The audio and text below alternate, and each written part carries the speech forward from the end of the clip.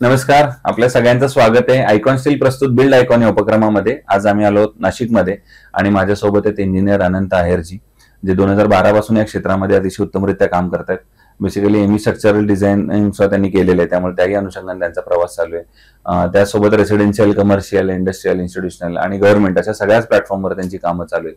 त्यामुळे आतापर्यंत हा त्यांचा प्रवास कसा होता, त्यांना आलेले अनुभव कसे आहेत, या सगळ्या संदर्भात आपण त्यांच्याशी गप्पा मारणार आहोत बिल्ड आयकॉन या प्लॅटफॉर्मवर. नमस्कार सर. नमस्कार. तर गप्पांची आपण अशी सुरुवात करूया, ते म्हणजे अगदी तुमच्या शालेय जीवनापासून, की तुमची शाळा कुठली होती, मग कॉलेज कुठलं होतं आणि सिव्हिल इंजिनिअरिंग या क्षेत्रात येण्यामागचे प्रेरणास्थान कोण होतं, की ज्यांच्यामुळे तुम्ही या क्षेत्राकडे आलात, तर काय सांगाल? शाळा जर म्हटलं तर मी जिल्हा परिषद शाळा, प्राथमिक शाळा मुखेड येथून शिक्षण झालं माझं 10वी पर्यंत. त्यानंतर 11वी 12वी येवल्याला झालं. त्यानंतर मग डिप्लोमाला ऍडमिशन घेतलं. माझ्या काकांनी सांगितलं व डिप्लोमा वगैरेला ऍडमिशन घे. डिप्लोमा म्हणजे एक्झॅक्टली काय हे देखील मला त्यावेळेस माहिती नव्हतं. डिप्लोमाला ज्या वेळेस ऍडमिशन घेतलं, त्यानंतर मग डिप्लोमाला ऍडमिशन घेतलं. मग त्यावेळेस माहिती झालं का डिप्लोमा म्हणजे काय, डिप्लोमा नंतर सिव्हिल मध्ये ब्रांचेस किती असतात वगैरे काय. खेड्यातून आल्यामुळे एवढी डायरेक्शन वगैरे भेटली नाही, पण काकांनी सांगितलं त्याप्रमाणे आपण ऍडमिशन वगैरे घेतलं. त्यानंतर मग फर्स्ट इयर ऑल डाऊन होऊन गेलो पूर्ण सब्जेक्ट डिप्लोमा. मग विचार केला, म्हटलं सिव्हिल इंजिनिअरिंग करायचं तर कसं करणार बुवा, पहिल्या वर्षाच आपण पूर्ण फेल होऊन गेलो तर कसं करायचं, कसं चालू. मग त्यावेळेस थांबून घेतलं थोडं, म्हटलं BA वगैरे करू, सिव्हिल वगैरे हा विषय थोडा बाजूला ठेवून देऊ. मग परत एकदा विचार केला, काका म्हटले अरे असं नको करू, एकदा ट्राय कर. मग नंतर परत ठरवलं, ट्राय केलं. मग डिप्लोमाचे सब्जेक्ट वगैरे क्लिअर झालं, डिप्लोमा क्लिअर होऊन गेला. त्यानंतर मग डिप्लोमा झाल्यानंतर डिग्रीला ऍडमिशन झालं. डिग्री नंतर मग हळूहळू बाहेर जॉब वगैरे करायला सुरुवात केली. 1-2 वर्ष जॉब वगैरे केला आणि त्या दरम्यानच ME ला पण ऍडमिशन घेतलं. फर्स्ट इयर वगैरे केल्यानंतर मग असं वाटलं बा आपल्याला नंतर कॉन्ट्रॅक्टरच व्हायचं. मग ME ची एवढी काही आवश्यकता नाही. फर्स्ट इयर केलं असं तसं. मग नंतर केले बाहेर काम वगैरे सुरुवातीला लेबर कॉन्ट्रॅक्टर म्हणून काम वगैरे घेतले. नंतर मग स्वतः कामं घ्यायला सुरुवात केली, कारण फायनान्शियल कंडिशन एवढी स्ट्रॉंग नव्हती. हळूहळू मग गोष्टी घडत वगैरे गेल्या. राजकारणामध्ये पण आलो, राजकारणातून मग हळूहळू सरपंच झालो. आमचे बंधू जिल्हा परिषद सदस्य वगैरे झाले, त्या माध्यमातून मग जिल्हा परिषदचे वगैरे कामं, PWD चे कामं, ग्रामपंचायतचे, असे करून मग हळूहळू ते होत गेले आणि आज या पोझिशनला येऊन पोहोचलोय आपण.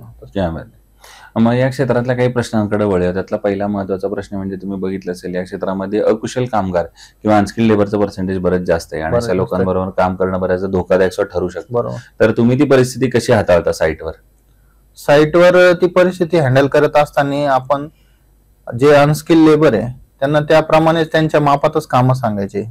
त्यांच्यापेक्षा जरा स्किल असेल तर त्यांना डायरेक्टली आपल्याला ह्या पद्धतीने ह्या मोजमापामध्येच पाहिजे, त्यांना एक अशी चिट्स लिहून द्यावं लागते. मला असं पाहिजे बा, ह्या मापामध्ये एवढंच माप भरलं पाहिजे किंवा एवढंच पाहिजे, हे तंतोतंत असंच आलं पाहिजे, याच्यामध्ये काही कॉम्प्रोमाइज नाही झालं पाहिजे. बरोबर. दुसरं, रेसिडेन्शियल मध्ये काम करताना तुम्ही बघितलं असेल की बऱ्याचदा कस्टमरचं असं म्हणणं असेल की आमचं बजेट कमी आहे, एवढ्याच बजेटमध्ये बसवून द्या. तर अशा वेळेला क्वालिटी आणि बजेट या दोन्हीचा समतोल मग तुम्ही कसा राखता? त्यामध्ये जर बजेट कमी असेल तर अल्टिमेटली एरिया वगैरे तर कमीच होणार आहे. तुम्हाला जास्त तर भेटू शकत नाही कमी बजेटमध्ये. आणि खूपच जर कॉम्प्रोमाइज करायला गेलं तर क्वालिटी भेटणार नाही. तर अशा वेळेस आपण सांगून क्वालिटी नाही भेटणार बाबा, थांबून घेतलेलं योग्य राहील. दुसरं, गव्हर्नमेंट प्रोजेक्ट्सवर पण तुम्ही काम करता, तर आतापर्यंत कुठल्या प्रोजेक्ट्सवर तुम्ही कामं केलेली आहेत? बरेचसे गव्हर्नमेंटचे कामं केले आम्ही. रस्ते असतील, गटार असतील, कॉन्क्रीट रस्ते, डांबरीकरण असेल, काही रेसिडेन्शियल बिल्डिंग असतील, सभा मंडपचे आता कामं वगैरे असतात, काही पेवर ब्लॉकचे वगैरे कामं असतात. बरेचसे म्हणजे ते तर योग्यरीत्याने आपण हँडल केले. आता एक थोडा वेगळा प्रश्न आहे, तो म्हणजे नाशिक जिल्ह्याच्या विकासाचं विजन. एक इंजिनियर म्हणून तुम्हाला विचारलं तर तुमच्या डोळ्यासमोर कुठले मुद्दे येतात ज्या मुद्द्यांवर प्रशासनानं आता काम केलं पाहिजे, जर नाशिकचा एक सर्वांगीण विकास आपल्याला येणाऱ्या 15-20 वर्षात बघायचा असेल तर? नाशिकला तर सर्वांगीण विकास बघायचा म्हणजे तर IT हब आला पाहिजे, जेणेकरून सगळ्या गोष्टी सगळ्या फील्डसाठी ते चांगलं राहील. आता कुंभमेळ्याच्या तर दृष्टीने बरेचसे कामं होणारच आहे, रिंग रोड सारखे वगैरे, आणि अजूनच मुंबईच्या ज्या काही गोष्टी किंवा मुंबईला जॉब वगैरे करण्यासाठी लोकल ट्रेनची व्यवस्था पण झाली पाहिजे. ह्या गोष्टी महत्वाच्या आहेत त्याच्यामध्ये. बरोबर. तर पण मग प्रशासनानं काय पावलं उचलली पाहिजेत असं तुम्हाला वाटतं? प्रशासनाने याच्यावरती लवकरात लवकर हालचाल केली पाहिजे. त्यांनी IT हबसाठी तर जागा रिझर्व्ह केली आहे. मागचे जे खासदार होते ते गोडसे, त्यांनी तर जागा रिझर्व्ह केली आहे आणि त्यांचा पाठपुरावा चालू आहे. आणि लोकलचं म्हटलं तर ते बरेच दिवसापासून चालू आहे. किंवा अजून एक पुणे नाशिक रेल्वे सेवा ही पण कनेक्ट केली पाहिजे. नाशिक हे सेंट्रल लोकेशन आहे दोन्हींना. बरोबर. आणि इथलं म्हणजे ऍटमॉस्फिअर असं आहे का तिन्ही सीझन मध्ये हे लोकांना कम्फर्टेबल आहे ते. बरोबर, अगदीच. दुसरं, कन्स्ट्रक्शन मध्ये स्टील हा अतिशय महत्वाचा फॅक्टर असतो. तर मग स्टील निवडताना तुम्ही काय पॅरामीटर्स बघता आणि मग ठरवता की स्टील चांगलं आहे, वापरलं पाहिजे? स्टील म्हणजे त्यामध्ये ग्रेडेशन वगैरे झालं, वेट मॅटर करतो, लेंथ मॅटर करतो, बऱ्याचशा गोष्टी मॅटर करतात. आणि आयकॉनचं बघायला गेलं तर सगळ्या गोष्टी ह्या परफेक्ट आहे इतरच्या कम्पॅरेटिव्हली. तुम्ही इतर काही गोष्टींचा बघायला गेलं थोडाफार बार शॉर्ट येईल, एखाद्याचं वेटच कमी येईल, एखाद्याची गोष्टच वेगळी होती, असं. मग आयकॉन स्टील तुम्ही वापरलेच याआधी, तर मग आयकॉनच्या सर्व्हिस, डिलिव्हरी, अवेलेबिलिटी बद्दल काय सांगाल?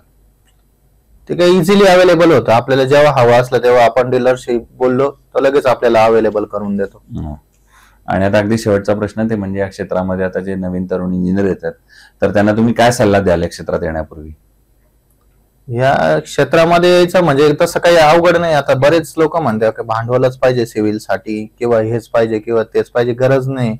तुम्ही स्वतः प्रामाणिक काम केलं, थोडेफार गव्हर्नमेंट जरी काम करत असलं तर पैसे उरतात म्हणजे उरतातच. फक्त त्याचं नियोजन व्यवस्थित केलं पाहिजे त्यांनी.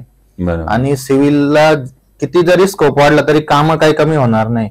नवीन बिल्डिंग बांधल्या जाणार आहे, काही खराब होणार आहे, काही येणार आहे, त्याच्यामुळे ती काही अडचणच नाही. बरोबर. तर हे होते इंजिनियर अनंत आहेरजी, आणि त्यांनी सांगितलं त्याप्रमाणे या क्षेत्रामध्ये खूप मोठा स्कोप आहे आणि खूप जास्त सिव्हिल इंजिनियर जरी मोठ्या संख्येने आले तरी सुद्धा कायम हे काम वाढत राहणार आहे आणि या क्षेत्रामध्ये चांगली जागा तुम्ही सुद्धा निर्माण करू शकता. तर पुन्हा एकदा आपले मनापासून आभार की तुम्ही आलात. भविष्यात सुद्धा अशीच उत्तम आयकॉनिक प्रोजेक्टची निर्मिती आपल्या हातून घडावी, त्याच आयकॉन स्टील तर्फे मनपूर्वक शुभेच्छा. थँक्यू.